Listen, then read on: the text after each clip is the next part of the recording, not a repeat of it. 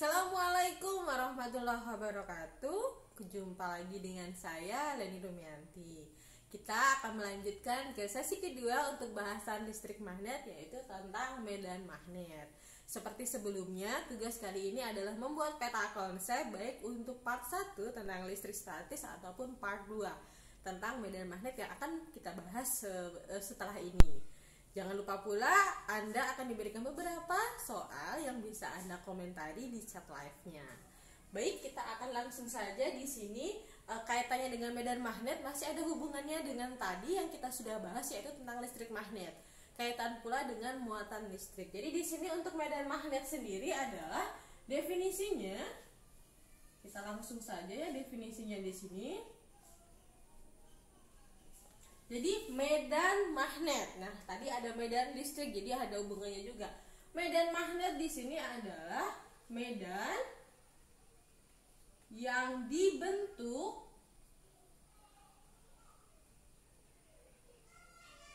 dengan menggerakkan muatan listrik, lebih tepatnya adalah arus listrik. Oke. Di sini muatan listriknya sudah di. Nah, di sini adalah definisi tentang medan magnet. Jadi medan magnet ini adalah medan yang terbentuk dengan cara menggerakkan muatan listrik atau arus listrik. Dimana di sini pertama kali dipelajari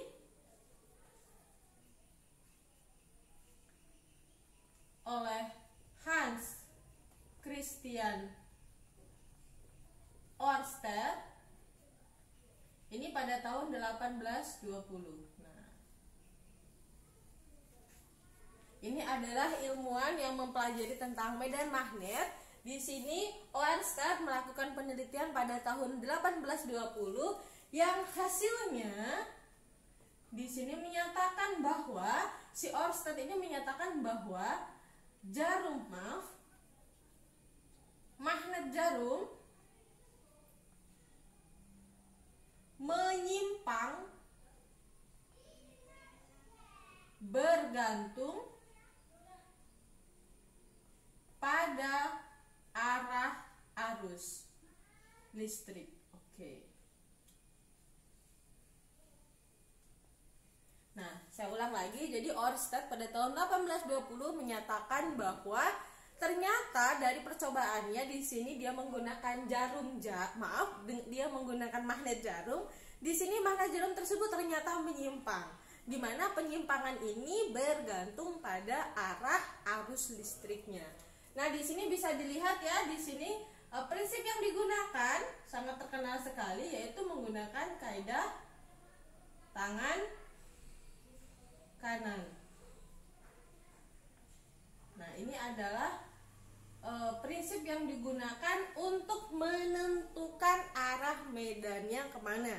Di sini menggunakan kaidah tangan kanan seperti tadi. Ini untuk muatan listrik yang bersifat positif. Sedangkan untuk muatan listrik yang bersifat negatif dia menggunakan aturan tangan kiri seperti itu. Jadi di sini kita mungkin ada yang lupa ya, sudah pernah dipelajari di zaman SMA. Ini adalah tangan kanan saya. Jadi di sini untuk kaidah tangan kanan bahwa ibu jari atau jempol ini menunjukkan arah arus listriknya. Sedangkan untuk keempat sisi jari yang lain di sini menunjukkan arah medan magnetnya. Saya ulangi lagi ya. Jadi di sini ibu jari atau jempol ini menentukan arah arus listrik, sedangkan keempat jarinya seperti ini. Keempat jarinya ini adalah menentukan medan magnetnya. Nah, di sini dengan menggunakan aturan tangan kanan, kita akan tentukan di sini hasil dari percobaan Ørsted. Di sini adalah kita lihat, di sini adalah arus. Di sini ada kawat. Kawatnya di sini selanjutnya akan diberikan arus. Nah, di sini arus tadi kan dia menggunakan magnet jarum. Nah, di sini pada saat I-nya kita berikan ke atas. Nah, seperti ini. Jadi I-nya arahnya ke atas, maka medan magnetnya arahnya kemana tadi? Si penyimpangan jarum jamnya kemana? Tadi kan sudah dibilang ya, ini adalah jempol arusnya. Kemudian di sini dia ke atas. Nah, seperti ini. Nah, dia di sini ini adalah si arusnya, kemudian di sini ke sini. Nah, bisa dilihat ya 4 jarinya kemana? Nah, dia ke sini. Nah, kita bisa lihat. Jadi di sini kita bentuk seperti ini. Nah, anggap saja bagus gambarnya ya, karena memang saya gambarnya kurang bagus. Nah, ini adalah sumbu utara dan ini adalah sumbu selatan. Nah, di sini jadi penyimpangan dari si jarum jamnya ini adalah seperti ini. Kalau dia tidak ada medan magnet maka dia akan lurus ya, utaranya akan lurus seperti ini. Kalau tidak ada medan magnet, kalau tidak ada medan magnet dia akan seperti ini. Nah, seperti itu. Ini kalau tidak ada medan magnet, jadi dia lurus ke atas. Tetapi kalau dia ada medan magnet, di sini dia sudah mengalami penyimpangan. Nah, bisa dilihat dengan arah jarum jam bahwa si magnet jarum ini menyimpang berlawanan jarum jam. Yang ini berlawanan. Seperti itu, berlawanan dengan jarum jam. Sedangkan kalau arusnya ke bawah, I-nya ke bawah, nah I-nya ke bawah. Jadi kita lihat di sini, mungkin agak ke sini ya biar tidak terlalu mepet, ke sini. Oke. Di sini, kemudian I-nya ke bawah. Nah, I-nya ke bawah begini. Nah, I-nya ke bawah, maka di sini arah medan magnetnya adalah ke sana. Oke.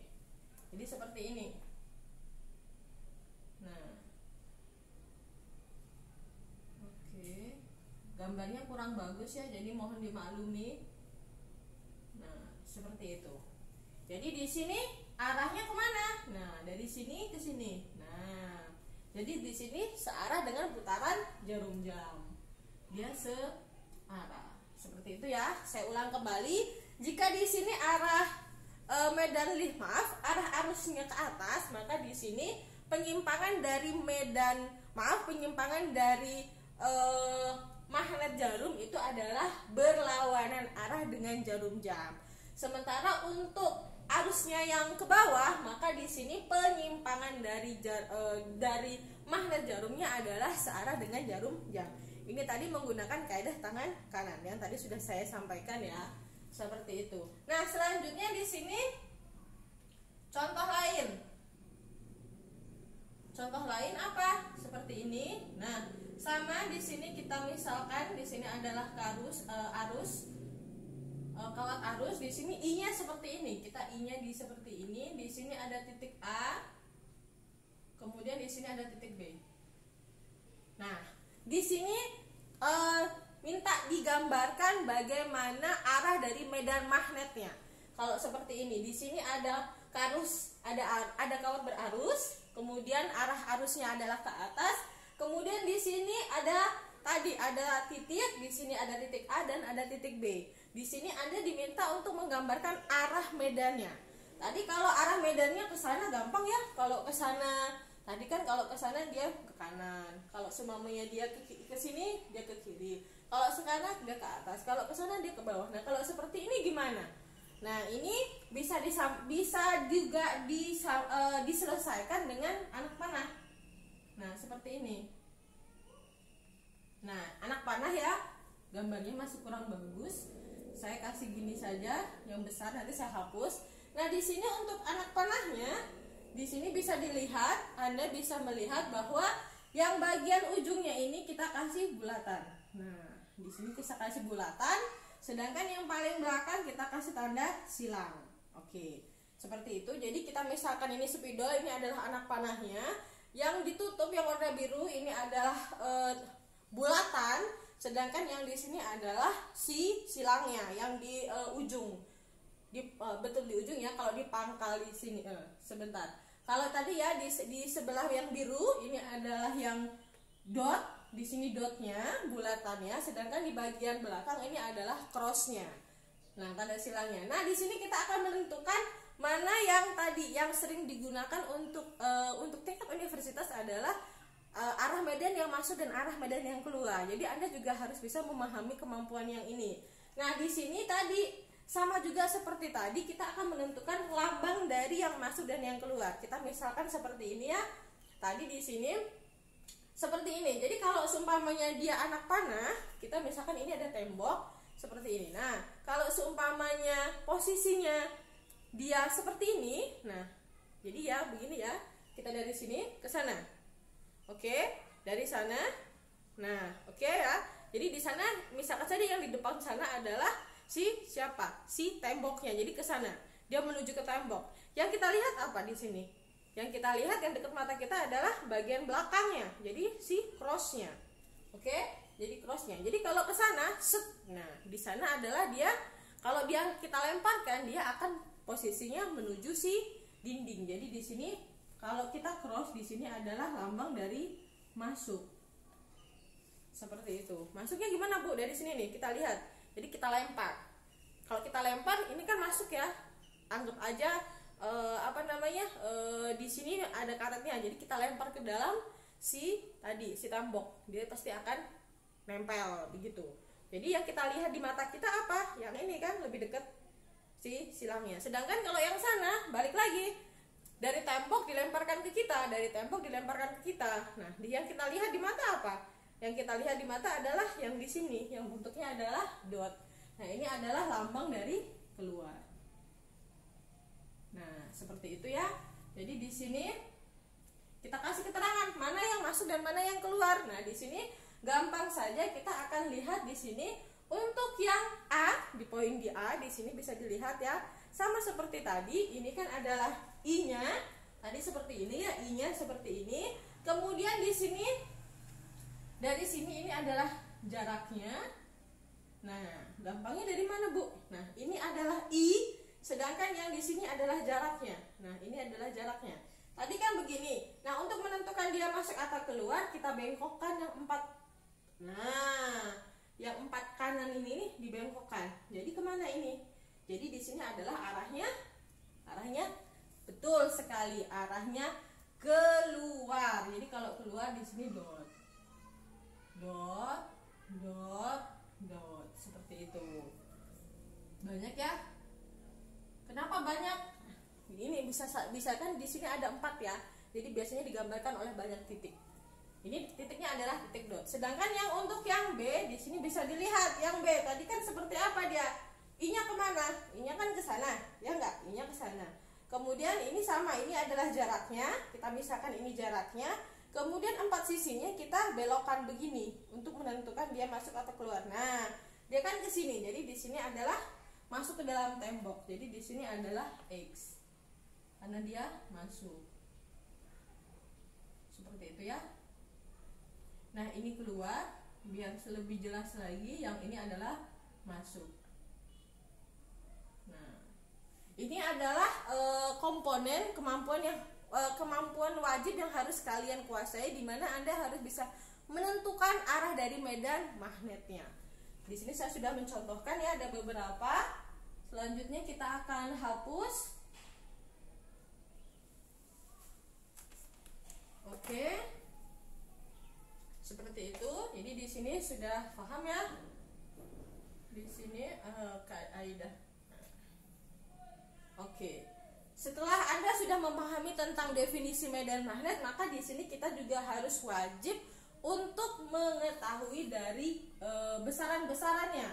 Besaran yang sering digunakan kita akan bagi menjadi 2 saja, yaitu yang pertama besaran fisis yang akan kita bahas di sini adalah yang pertama adalah kuat medan magnet. Atau disebut juga dengan induksi magnetik.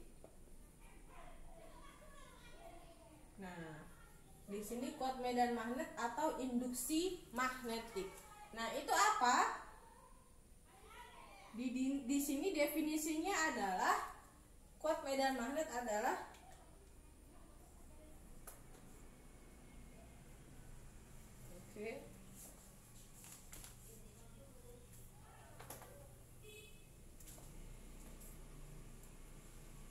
medan magnet di sekitar kawat berarus listrik. Oke. Ini adalah definisi dari kuat medan magnet atau induksi magnetik, yaitu adalah medan magnet di sekitar kawat berarus listrik. Di sini dilambangkan dengan B. Seperti itu ya, karena dia vektor, maka kalau di fisika itu ada tanda panahnya. Seperti ini. Tapi kalau kita di kimia kita tulis saja B-nya aja, nggak apa-apa. Karena yang akan kita pelajari adalah fisiknya. Yang akan kita pelajari adalah tadi besaran skalarnya. Kalau mau lebih detail lagi, di sini harusnya seperti ini. Kenapa? Karena tadi dia adalah besaran vektor. Kalau dia besaran vektor, maka dia punya arah dan dia punya selain arah dia juga punya besar atau nilai seperti itu ya. Di sini dilambangkan dengan B. Kita tulis nggak apa-apa. Begini. Kemudian di sini pertama kali diselidiki oleh siapa? Di sini oleh Biot dan Savart. Ini sama ya, pada tahun 1820. Jadi ini adalah fisikawan yang sangat terkenal sekali dalam kuat medan magnet. Jadi di sini ada dua orang, yaitu Biot dan Savart. Di sini melakukan penelitian juga pada tahun 1820. Jadi sama ya dengan Ørsted tadi. Nah, di sini dia menghasilkan, atau di sini hasilnya dinyatakan bahwa si medan magnet di sini kita tulis saja ya, di sini hasilnya adalah hukum Biot Savart. Di mana dirumuskan dengan B di sini adalah mu0 dibagikan dengan 4V integral dari I dl sin theta per R kuadrat.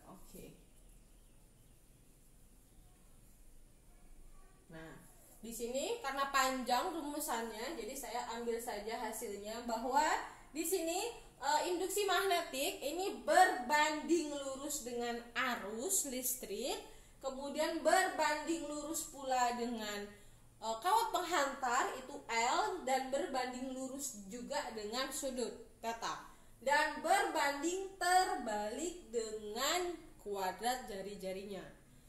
Kuadrat dari jaraknya, seperti itu. Ini adalah si tadi untuk yang induksi magnetik. Nah, di sini untuk kita ambil saja ya, di sini B-nya, kemudian mu-nya, kemudian I, kemudian L, theta, dan R.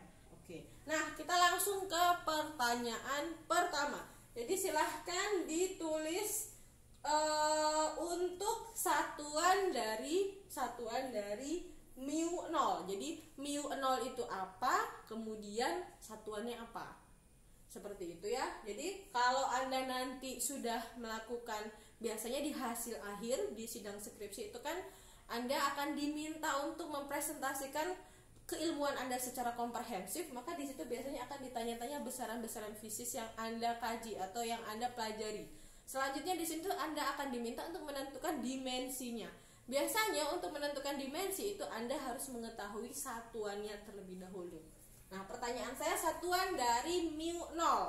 Mu0 itu apa? Satuannya apa? Jadi yang bisa silahkan langsung komentar di chat live-nya ya. Mu0. Nah, di sini saya akan menjelaskan yang lain. B di sini adalah medan di sini adalah induksi magnetik. Yang tadi sudah saya definisikan maksudnya apa. Di sini induksi magnetik itu satuannya adalah Weber per meter pangkat 2. Di sini bisa juga disebut dengan Tesla. Gitu ya. Oh, jangan, nanti dia bingungnya atau gitu, atau Tesla.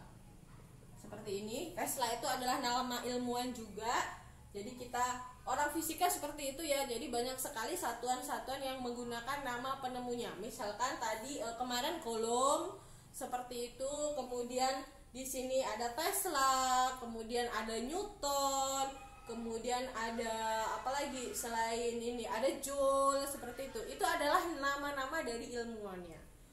Selanjutnya di sini tadi mu 0 yang saya tanyakan ke Anda, silahkan sambil saya menyelesaikan yang lain. I di sini adalah arus. Arusnya gimana? Arusnya adalah ampere. Ini adalah besaran pokok, jadi Anda harus paham. L di sini adalah panjang.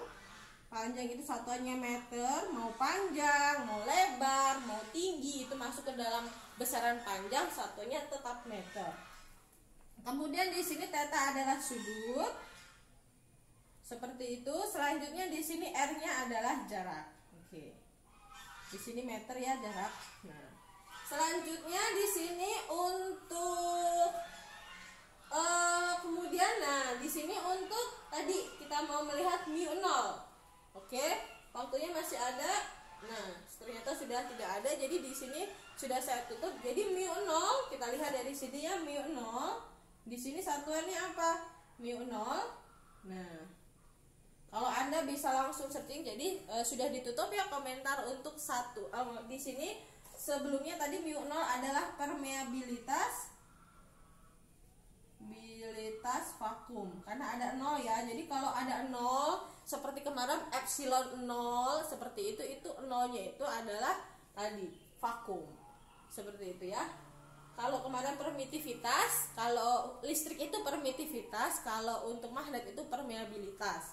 Nah, di sini kalau mu 0 kita bisa lihat ya, mu 0 ini kita ambil saja. Di sini kita tuliskan ya di sini sebelum kita mau mencari nih satuan. Kalau Anda nggak hafal satuannya gimana ya? Nah, kita tulis saja di sini B. Kita ambil skalarnya saja, makanya saya tidak menggunakan tanda panah. Jadi B di sini adalah mu 0, di sini 4 pi r kuadrat, di sini IL saja kita ambil. Nah, di sini 4 pi r ini adalah rumus dari apa? Betul sekali. Di sini adalah luas lingkaran, luas bola. Jadi di sini kita bisa ambil bahwa B di sini adalah mu 0 dikalikan I dikalikan L per A. Oke? Jadi mu 0 itu sama dengan BA per I dikalikan dengan L. Jadi mu 0 itu sama dengan apa satuannya? Di sini B itu tadi adalah Weber per meter pangkat 2. Kemudian A itu adalah luas meter pangkat 2 juga, per I itu apa? Betul sekali, ampere. Kemudian L tadi betul meter. Nah, kita bisa lihat apa yang bisa dicoret. Jadi ini dicoret ya karena nilainya 1. Meter kuadrat dibagi meter kuadrat itu 1. Jadi hasilnya tinggal Weber per ampere meter. Jadi satuan dari permeabilitas vakum adalah Weber, kemudian ampere pangkat min 1 karena kita naikkan meter pangkat min 1. Nah, Anda harus mulai berlatih ya untuk menentukan satuan jika tidak paham, Anda tidak tahu. Oke ya, saya hapus di sini. Selanjutnya setelah Anda bisa menguasai tentang kuat medan magnet atau induksi magnetik, kita akan ambil di sini besaran yang kedua adalah gaya Lorentz.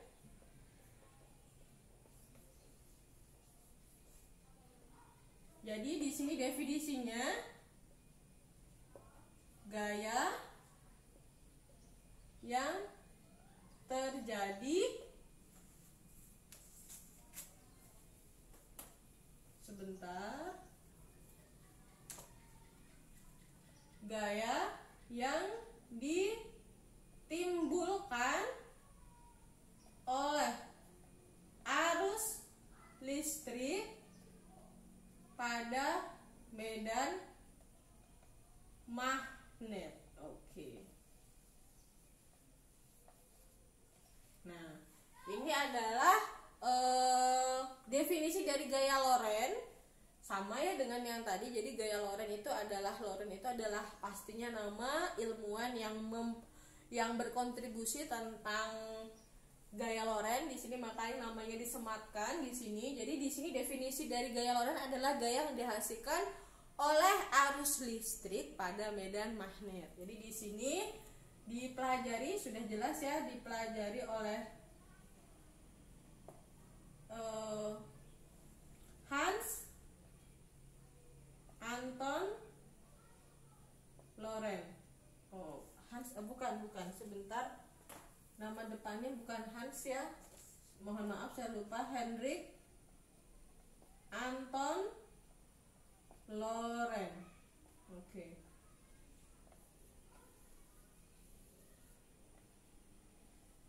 Ini pada tahun 1902 ini mendapatkan hadiah Nobel. Jadi Loren itu adalah salah satu fisikawan yang berasal dari negara Prancis yang dia mendapatkan gelar doktor itu di usia 22. Jadi sangat jenius sekali si Loren ini.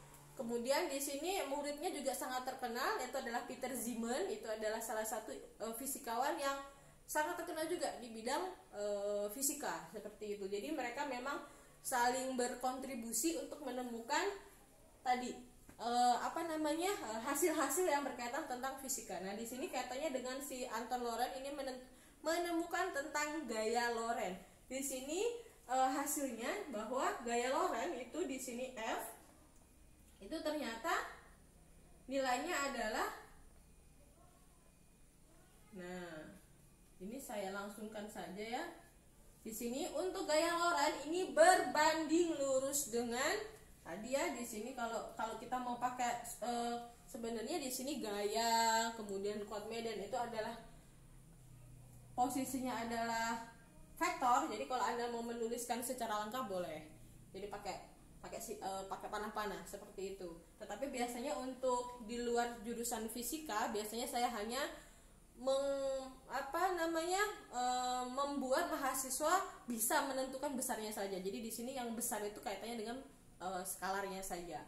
Seperti itu. Nah, di sini untuk gaya Loren itu F itu sama dengan tadi sudah saya sampaikan bahwa dia berbanding lurus. Jadi di sini berbanding lurus semua dengan pertama induksi magnetik, kemudian yang kedua arus, kemudian yang ketiga adalah panjang dari kawatnya, kemudian yang terakhir dari sudutnya.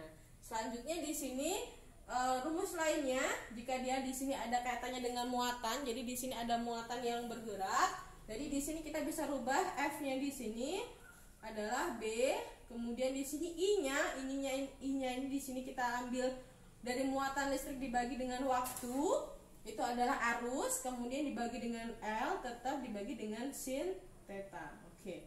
Selanjutnya di sini F-nya di sini adalah kita pindah B, Q, L, LT-nya kita pindah ke sini, bagi T sin theta. Jadi T-nya kita pindahkan ke L ya. Jadi di sini kita bisa rubah lagi bahwa L dibagi T, L itu adalah panjang dibagi dengan waktu. Bisa juga kita permudah dengan jarak dibagi waktu. Nah, jarak dibagi waktu, jarak itu adalah meter. Kita bisa lihat ya, jarak itu adalah meter, kemudian waktu itu adalah sekon. Nah, ini adalah satuan dari besaran apa?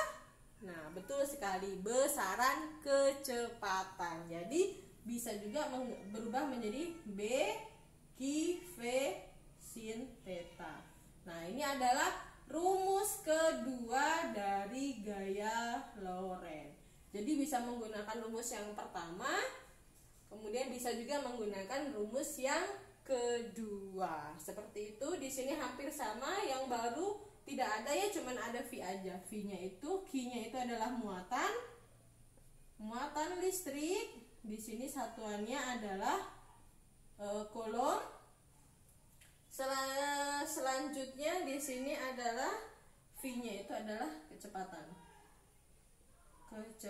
Satuannya adalah meter per sekon. Oke.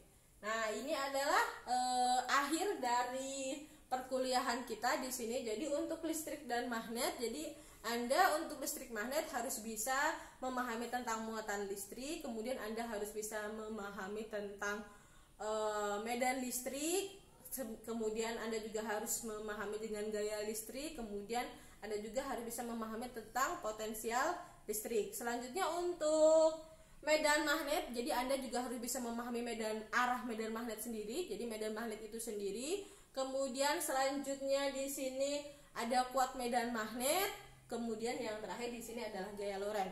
Nah, sebelumnya di sini untuk gaya Loren sama juga dengan menggunakan kaidah tangan kanan ya, saya sampai lupa.